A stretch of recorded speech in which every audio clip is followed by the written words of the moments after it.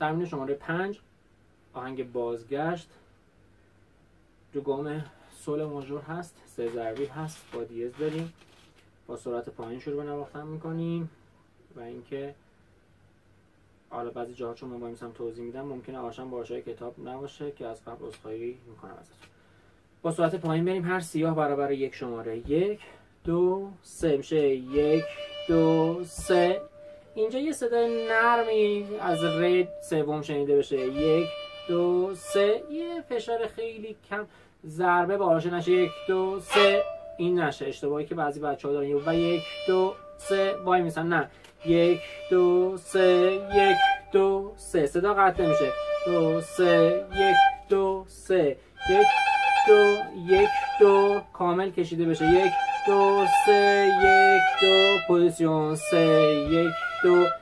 تریلش رو به کار خواسته، یعنی به جای اینکه فا فاصله داشته باشه به انگشت دوم بچسبه 1 3 1 2 3 پوزیشن تموم 1 2 3 1 2 3 2 3 1. تریلش رو تا آخر زمانش بکشین، زود دلش نکنین 1 3 1 2 3 1 2 3 1 2 3 1 2 3 2 3 1 2 3 1 2 3 1 2 3 پوزیشن و اینکه تیرش به کار 2 3 1 2 3 پوزیشن اول 1 2 3 1 2 3 2 3 1 2 3 1 2 3 1 2 3. استاکاتو آرشه راست که اون دوتا آرشه چپ بیفته 1 2 3 1 2 3 1 2 3 2 3 1 2 3 1 2 3. تکرار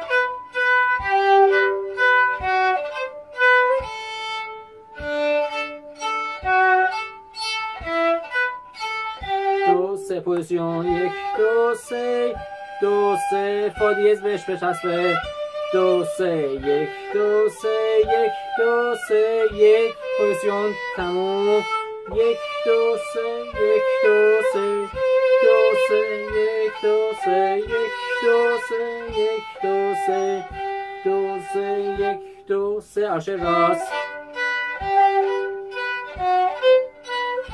2 3 1 2 3 2 3 1 2 3 1 2 3 1 2 3 میره میره دو دو سی دو ره سی ره دو دو سی دو سی لا دو سی دو سی لا سی لا سول لا سی سول 1 2 3 1 2 3.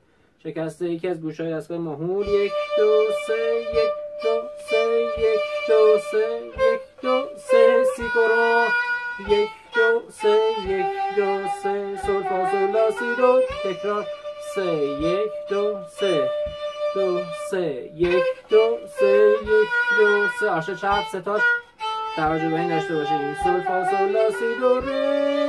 آرشه چپ 1 2 3 1 2 3 میریم تو پوزیشن 1 3 می خورم میشه، انگشت دوم نزدیک میشه به انگشت اول، فا هم که فاصله داره ره می فا سول. سول و فا هم اینجا به هم نمیچسبن چون فا به کار شده می فا سول فا می فا سول فا می ره 2 3 پوزیشن تموم. دو ره می همچنان کرونه باید با انگشت چهارم بگیریمش. دو ره می ره دو می ره دو می 1 2 3 می به کار شده با فاصله می ره می ره دو ره دو سی می ره می ره دو ره دو سی دو ره سی ره دو ره دو سی دو سی لا ره دو ره دو سی دو سی لا